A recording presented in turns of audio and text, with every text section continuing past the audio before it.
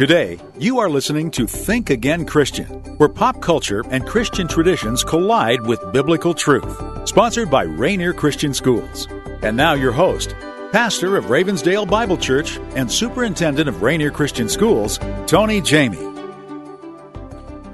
Rethinking and re-examining concepts, ideas, traditions, and challenging your beliefs from American pop culture, your Christian denominational circles. How?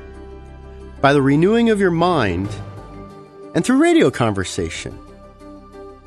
Well, today we're going to talk a little bit about how there is power in media, how there's power in what we see, hear, and watch, which is why we need to think again. We need to think about what we're putting into our minds and process that. And I want to be clear that before I get started, we're gonna talk a little bit about Disney. And I'm not on a anti-Disney rant, and that's not my purpose. And I don't think Disney set out to destroy families. In fact, quite opposite. That was his intention and his goal. And I remember as a kid watching that Sunday night Disney movie night. It was family night. And when you lined up the old Disney movies with the others, I mean, these were family-oriented type movies.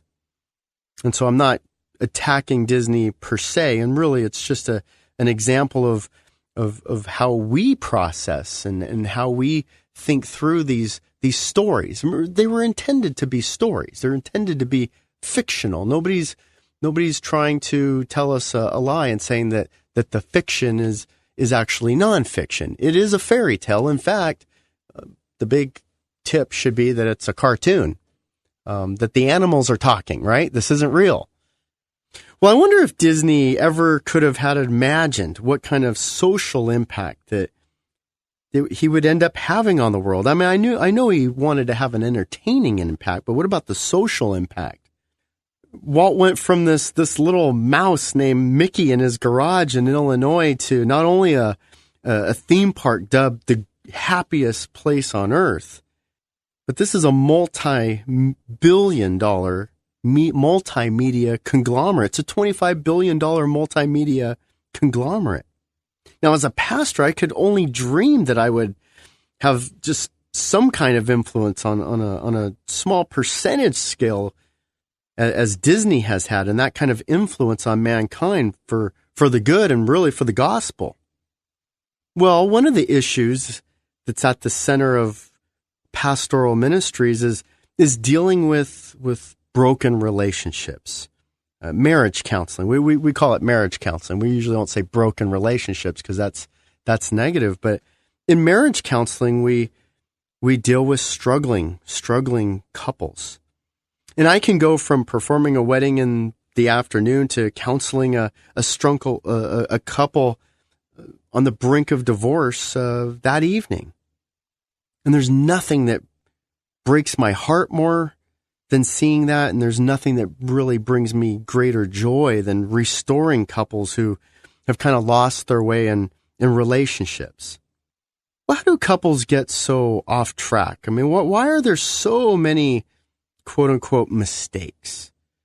Why are so many fairy tales turning into nightmares? Well, about 10 years ago when my twin daughters were around 9 years old, one of their favorite movies was Disney's Bambi. Disney's Bambi. And in a great scene, the wise old owl explains to the young skunk and, Thumper the rabbit and Bambi, the star, the deer.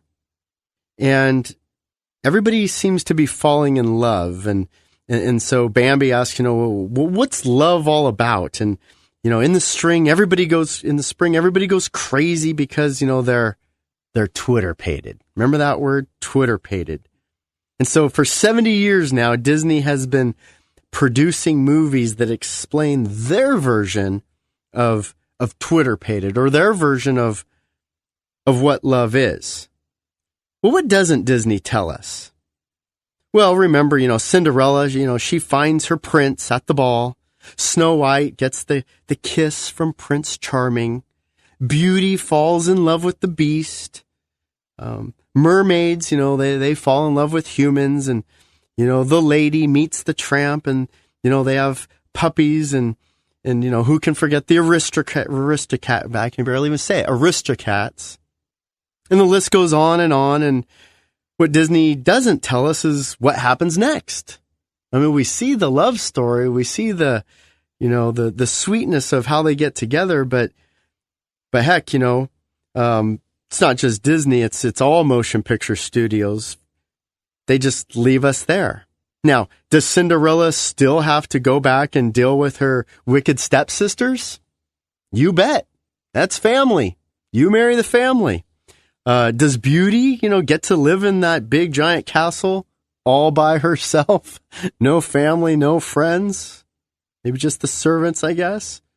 Is it really easy to hang out with, 7 dwarfs as your buddies, especially when one of them's name is Grumpy? Well, we don't usually get to that part, right? We don't get to the reality. And the problem with Disney cartoons and movies is that they all fall in love in about, less than 2 hours and under this incredibly romantic, circumstance. And they're usually, beautiful beyond comprehension. Yes, even the skunk.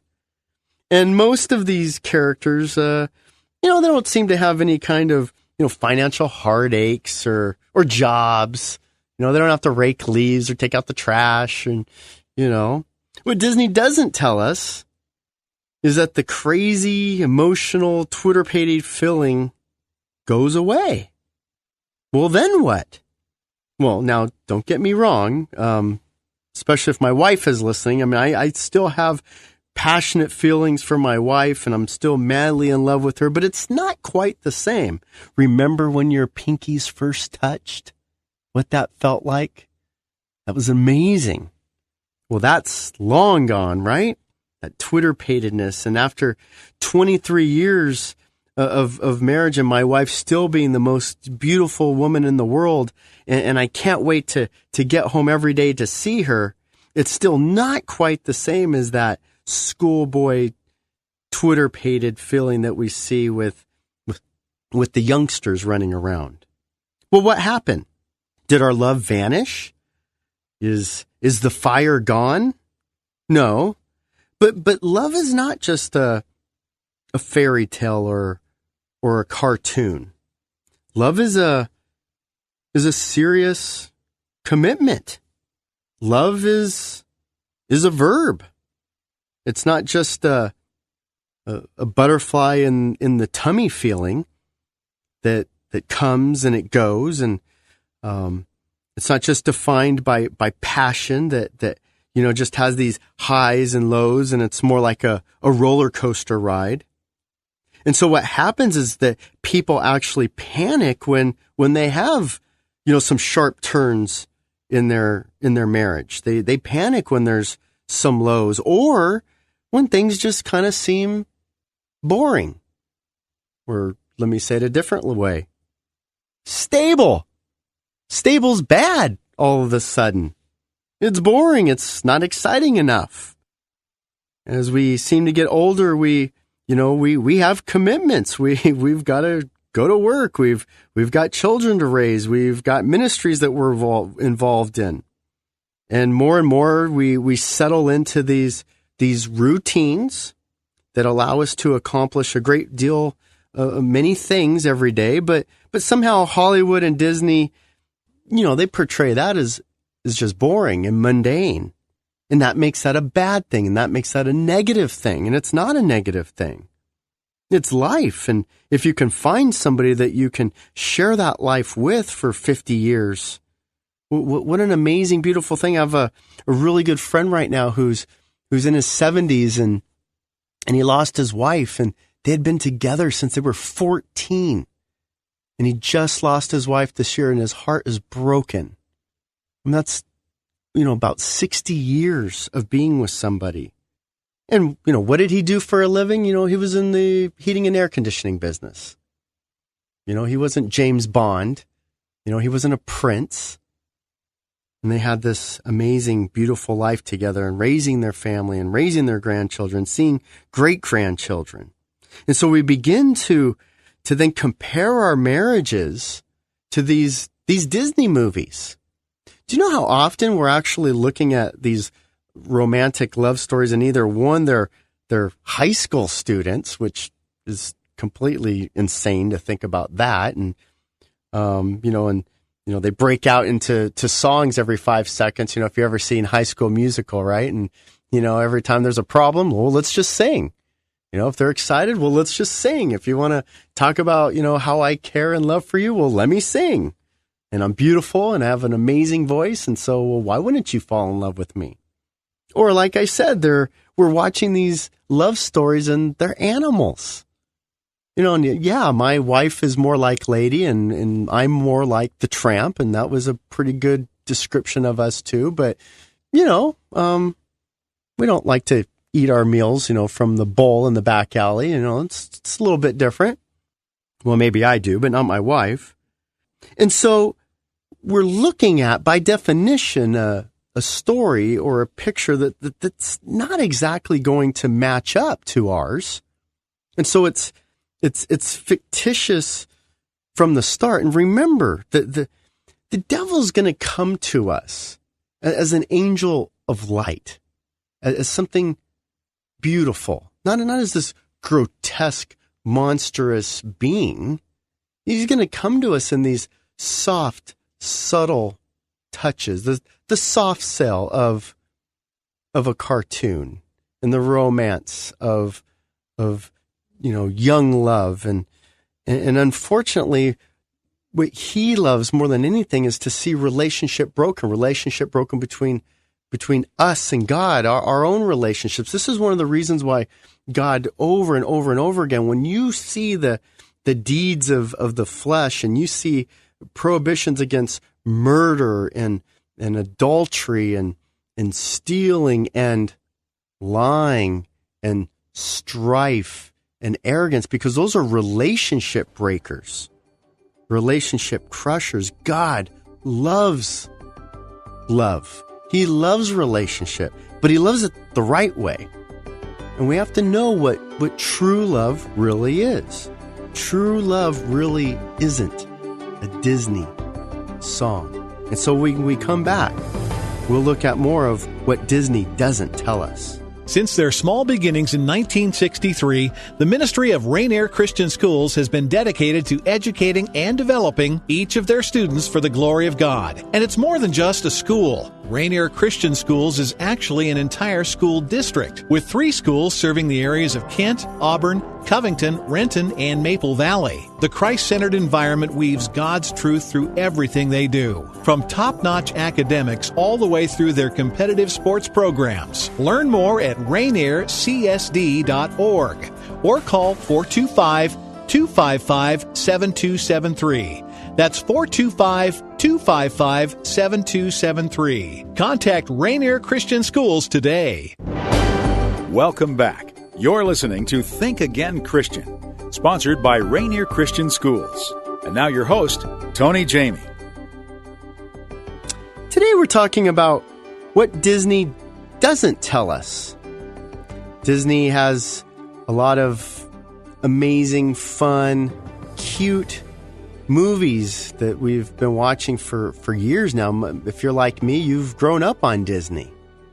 And some of your favorite movies and some of your favorite memories might be from a Disney cartoon or movie. And so I'm not trying to kill or crush your the Disney magic, as it were, but there are things that Disney doesn't tell us. And let me be clear here. I'm not trying to attack Disney.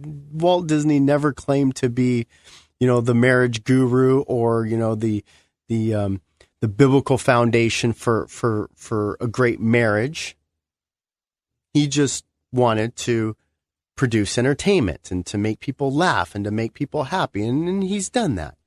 But, we as believers, we have a higher calling, and our calling begins with our purpose, and our purpose is to glorify and honor the Lord. And one of the areas that we need to do that, and that we have a great opportunity to do that. In fact, God himself uses it as a picture, as him being the groom and we're the bride in marriage. And God is a romantic at heart, but there's a practical side to this romance. It's not all just a big giant fairy tale. And another thing, there's been a lot of statistics that have been going around over the years that, divorces, 50% of the time that they, or marriages 50% of the time end in divorce. And that's part of the cultural lie that wants us to believe that it doesn't really matter anyway.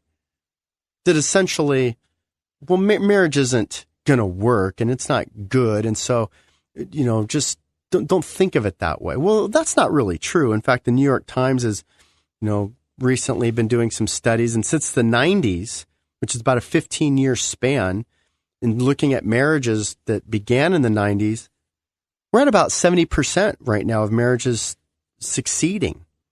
And starting from 2000, the pace is getting even better. And so as we take a look back and try to analyze, well, what happened? Why was divorce going down so quickly? And, there's a lot of conjecture and a lot of reasons why that may have happened. But the key to know and understand here is that marriage is a staple of society. And it is important, and it is essential, and it is something that God outlined himself throughout the scriptures. And so fortunately for Christians, we have more than Disney movies to explain what true love is like. I mean, imagine if all we had was Disney, and, after you broke out into your song and you got out of your tights, now what? Well, first we have an incredibly detailed list of love attributes that we see in 1 Corinthians 13, what love is. And I love the way it states it. Love is. It's not a question. It's a statement. And God is letting us know this is exactly what love is. And love begins with, it's a verb. And it's when you look at the Greek, it's a continuous verb. It's not temporary. It's not just a passionate, temporary kind of love. It's not a love that's like, you love a chocolate candy bar. This is a continuous action verb. And so that means there's an exhortation here. That when we talk about love, we're talking about making a commitment. Well, to what? Love is patient. When you love somebody, you are going to be patient with them. What does that mean? It's in the King James in the Old Testament, you'll see God is long suffering. If you really love somebody, you will suffer for a long time, or you'll be patient with them. And anybody who's been in marriage knows that, boy, as far as a key ingredient to a healthy, strong marriage is going to be, you're going to have to be patient.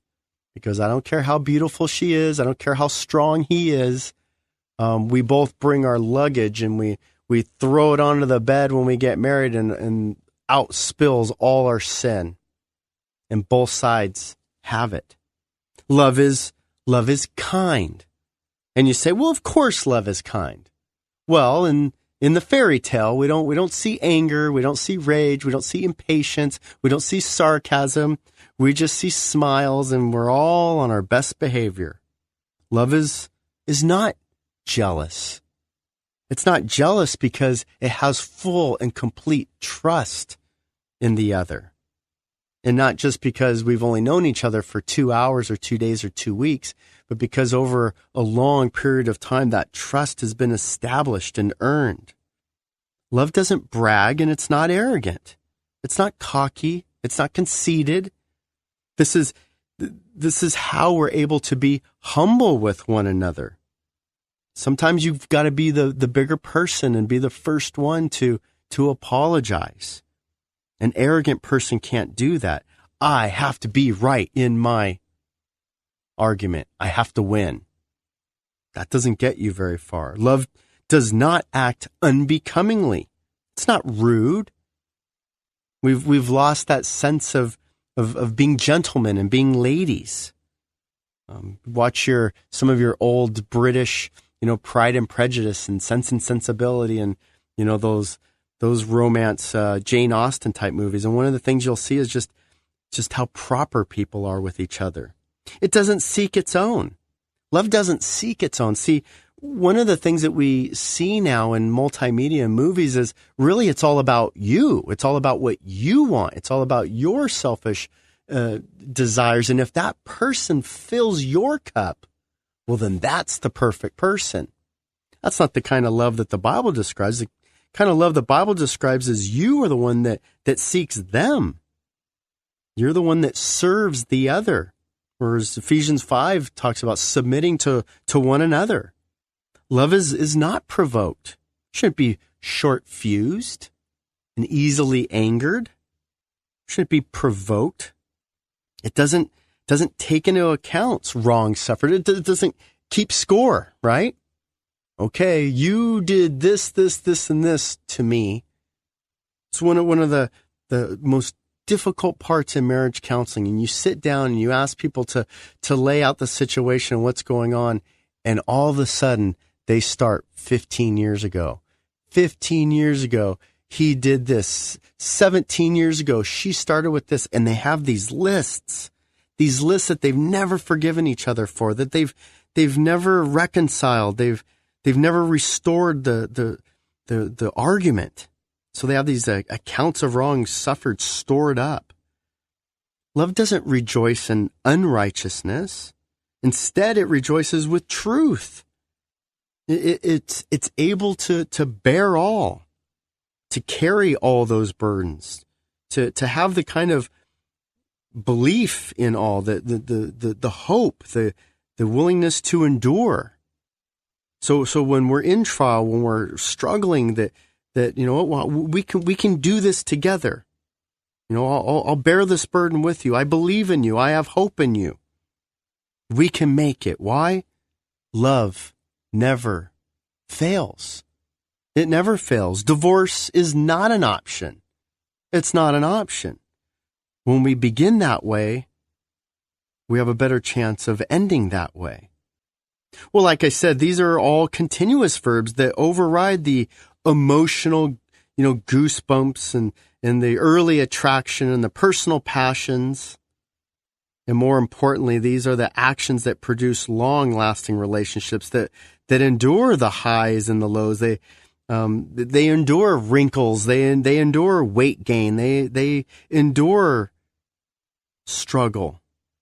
They endure the lows that occur in real life, not in cartoon land, not in fantasy land, but in real life. There will be trials. That's just a fact. Ephesians 5 goes on to give us some more just deeper details. And I mentioned earlier about being subject to one another's and husbands having the responsibility of sanctifying, nourishing, and cherishing his wife beyond the emotional or even the commitment, but a spiritual bond that we have for one another. The idea that we're stewards, that God actually put us together thinking, you know what? These two people can help each other spiritually.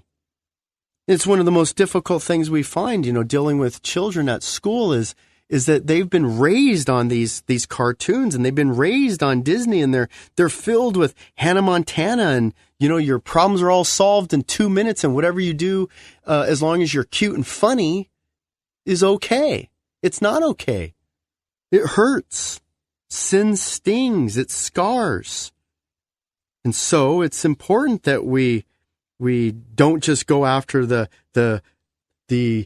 prettiest girl in school or the high school quarterback. There's depth to character that we're looking for, and that depth that we see in 1 Corinthians 13, the list of love. When was the last time you talked to a young person and asked them what they want when they grow up? One of the sad things to me is very rarely will they say, I want to be married. Even though if you ask a follow-up question, they'll say that. But really, they kind of think that it's just going to happen like the Disney magic. It's just going to come out of nowhere. They don't have to plan it. They don't have to think about it. And they're going to be swept on their feet. And what Disney doesn't tell them is this isn't normal. It's not the way it normally happens. What Disney doesn't tell you is that the Christ-centered life with family and friends, that's the beautiful tale, not a fairy tale. So before you passively brainwash yourselves or your children, remember what Disney doesn't tell us. And think again, Christian. You've been listening to Think Again Christian, sponsored by Rainier Christian Schools and Tony Jamie. Rainier Christian Schools serves preschool through high school with 3 locations in the Renton, Maple Valley, Covington, Kent, and Auburn areas. For more information about Rainier Christian Schools, www.rainiercsd.org or call 425-255-7273.